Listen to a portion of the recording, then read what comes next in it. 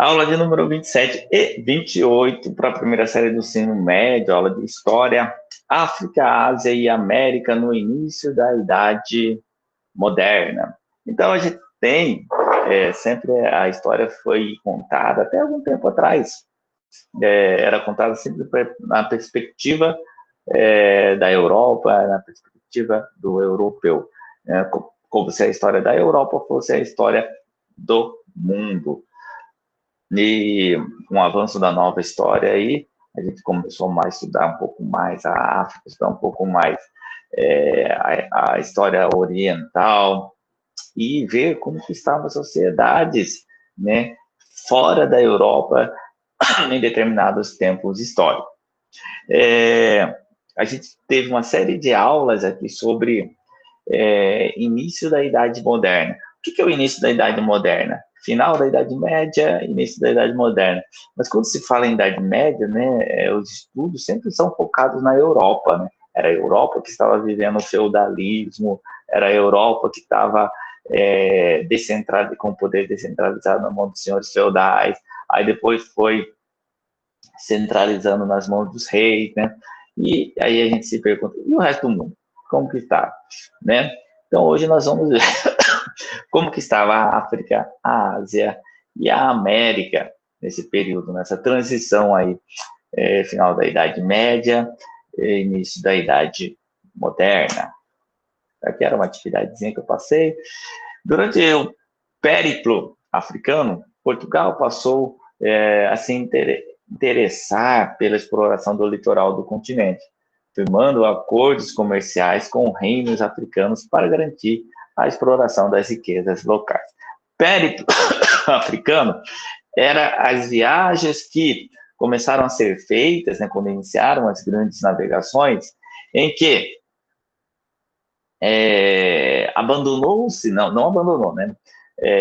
Deixou de focar somente nas viagens ali no Mediterrâneo, que na Antiguidade e na Idade Média, né, era o centro do mundo ali, né?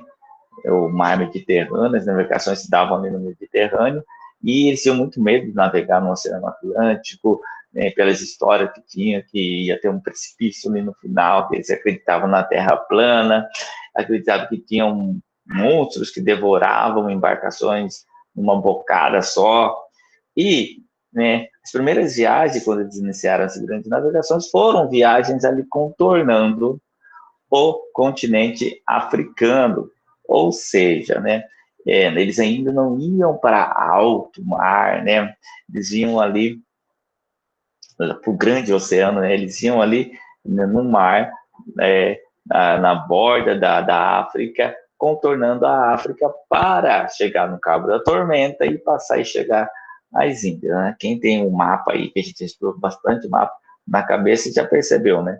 Contorna a África, né? Passa o Cabo da Boa Esperança, né? E aí entra no Oceano Índico e vai em direção às Índias. Colombo foi quem fez diferente. Em vez de contornar a África, ele navegou para o Ocidente, né, na expectativa de chegar no Oriente, né? Porque ele já tinha essa dimensão de que a Terra não era plana, que a Terra tinha um formato esférico e que se ele navegasse nessa direção, ele daria a volta e chegaria aqui. Ele estava certo. O único erro que ele cometeu foi que ele não chegou às Índias. Né? Ele queria chegar às Índias, ele acabou chegando aqui na América e morreu sem saber que tinha descoberto um novo continente, né? Tanto é que ele chamou a população local de índios, né? Porque ele acreditava ter chegado às Índias. Mas tudo bem, o que tem que focar aqui é que Portugal foi o pioneiro aí nessas navegações, porque foi o primeiro estado moderno, e né, ele fazia já esse contato com esses povos africanos, comprava escravos ali naquela região, porque vamos entrar no tema da escravidão. Muita gente acha que o europeu entrava ali no primeiro momento e escravizava a população negra. Não. Uma pessoa se torna escrava quando? Por dívida, por guerra, ou quando ela já nasce escrava. Então, essas populações africanas são populações tribais, que eram rivais entre si, muitas delas, né? Então tinham guerras entre elas, e uma população, uma tribo, poderia escravizar os que foram derrotados numa guerra. Então, quem vendia o escravo era um outro grupo negro também, né? Não era o branco que adentrava, ele fazia comércio ali, né? Com os reis locais, né? Dessas tribos que venciam essas guerras. Na época, o continente africano era marcado pela existência de 3 grandes reinos em sua margem atlântica: o Império de Mali, o Império de Oiô-Benin e o Reino de Congo, né? Margem atlântica, né? Exatamente ali onde, né, fazia-se o périplo, que eram essas viagens, né, contornando o continente africano ali pelo mar, pelo Oceano Atlântico. Então, tinham 3 grandes reinos. Não eram esses países como a gente conhece hoje, quando olha para o mapa da África, né? Mas já dá a ideia de o que seria, né? Tem o Reino de Congo aí, Mali também, que é um país hoje. O Império do Mali, islamizado desde o século XI, ocupava território nas 2 margens do rio Níger e dominava rotas transarianas, importante fonte de riqueza graças à circulação de sal e ouro e escravos. Transsaariana, né? Quem não associou, é relativo ao deserto do Saara. Então, ali, esse reino do Mali, né? O norte da África, praticamente tudo ali é composto pelo deserto do Saara. Tem uma pequena faixa no Oceano Atlântico, o Mar Mediterrâneo, que tem vários países ali.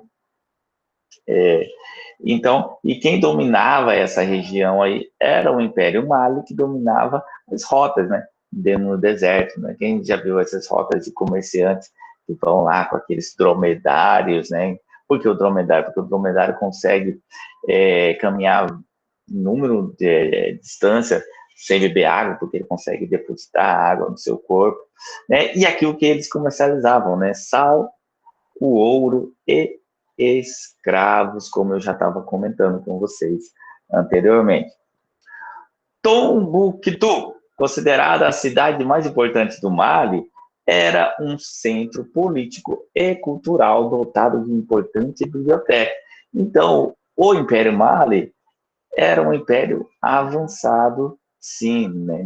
Não tinha essa ideia da África que nós temos hoje, né? Que é essa África que está destruída, né? Não pelos africanos, mas sim por o que aconteceu depois desse momento aqui, quando as potências europeias partilharam a África e fizeram o neocolonialismo, o imperialismo, que este sim destruiu a África.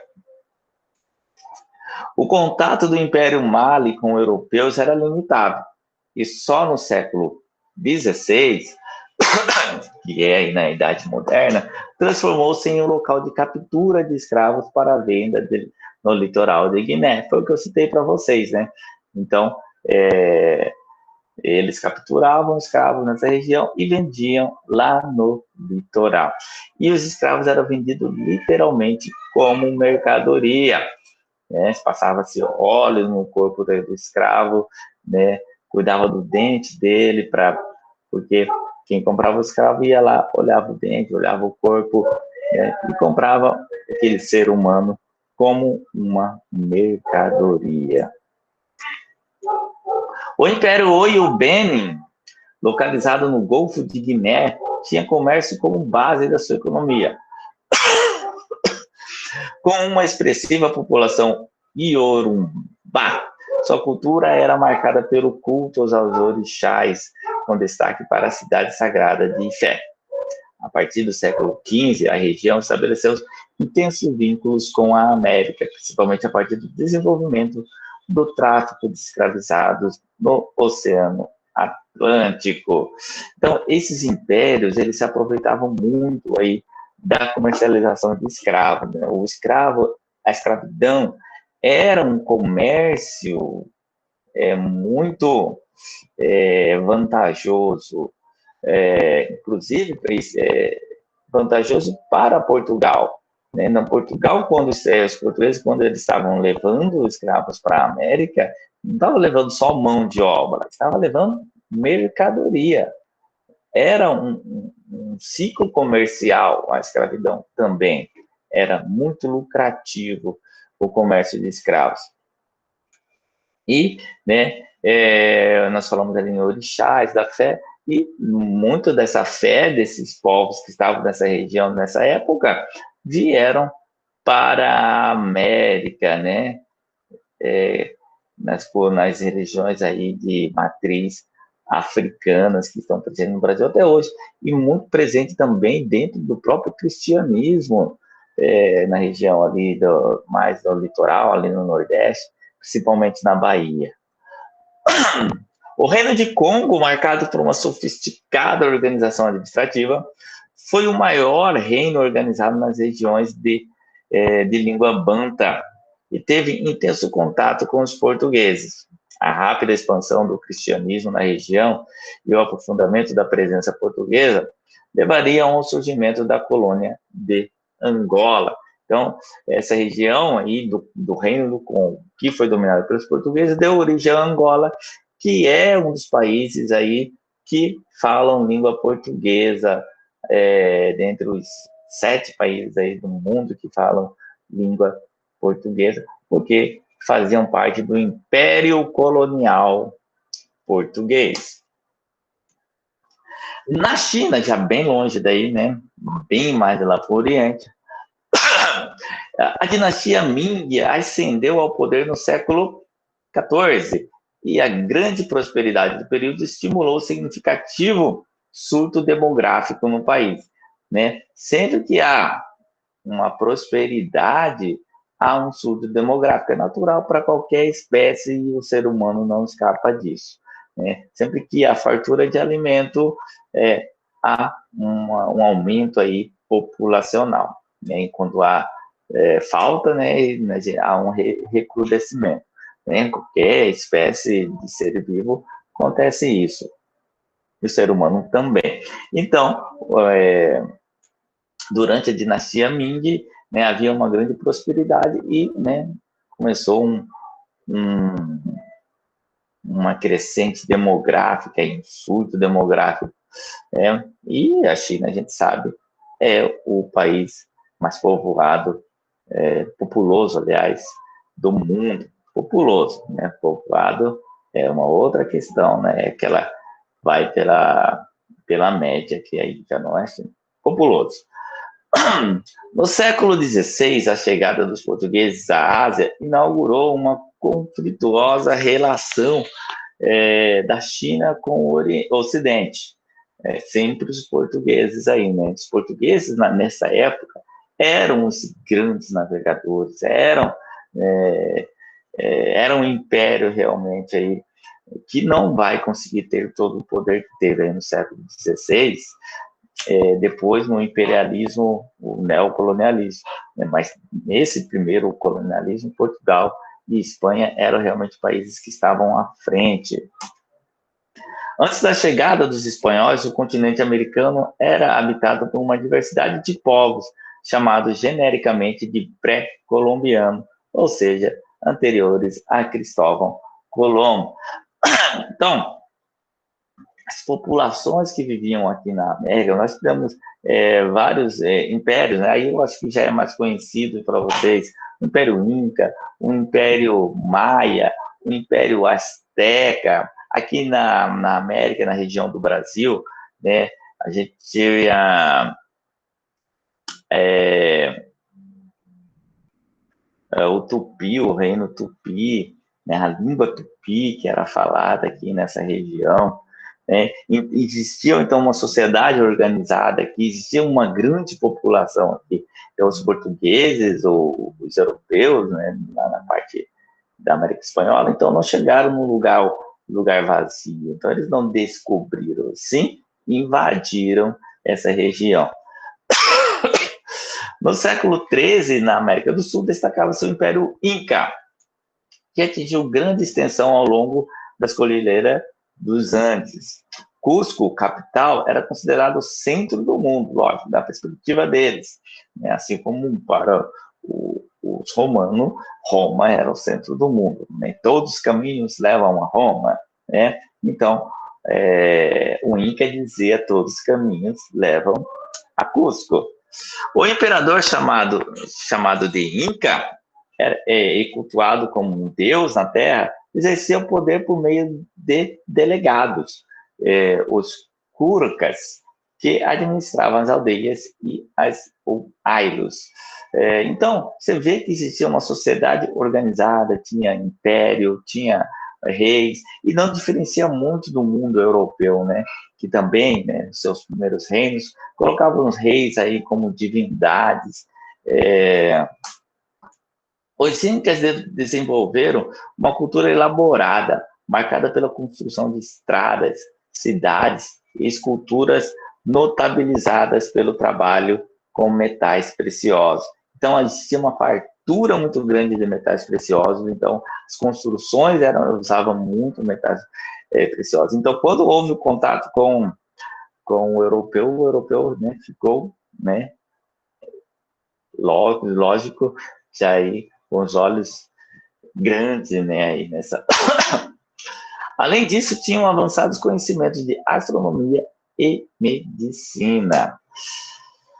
Na Mesoamérica, né, atuais México e América Central, né, Meso vem de meio, né, meio da América ali, né, o centro da América. No século XIV, floresceu a civilização asteca ou mexica, né, que dá o nome ao México, né? Mexica eram os astecas, formada por uma confederação de tribos que deveriam tributos ao imperador. Tinha como ponto central a cidade de Tecnocan, atual cidade do México. Já era uma imensa cidade na época do Império Azteca, era uma grande cidade mesmo. E hoje, a cidade do México continua sendo uma das principais metrópoles do mundo, uma das regiões mais povoadas do mundo, a cidade do México. Na civilização azteca, os calpuli eram unidades encarregadas da organização do trabalho, da arrecadação de tributos e do culto religioso. Nas aldeias aztecas predominava a propriedade coletiva, na qual uma parte da produção era devida ao Estado, com a finalidade de sustentar o imperador e seus funcionários. Então, não difere muito aí dos impérios aí da Europa, né? Principalmente aí a Europa da Antiguidade, da Idade Média, onde a população, a base da pirâmide acaba sustentando o topo da pirâmide, né? Não há uma diferença muito grande quando se você for produzir uma pirâmide populacional ou a pirâmide da sociedade, vai ter as mesmas características, né? A base sustentando o topo da pirâmide. A religião na sociedade azteca tinha importante papel na legitimação do poder, expressa no seu modo de vida. Então, religião legitimando o poder, né? Lembra também as sociedades europeias, o que a gente já estudou, né? O rei se associando a um deus, ou se colocando como representante de Deus na Terra. Então é isso, fica por aqui. Espero que tenham compreendido, né? Não são assuntos fáceis, por quê? Por que não são assuntos fáceis? Porque a gente não está muito familiarizado, né? Não era cultura estudar isso aqui até algum tempo atrás.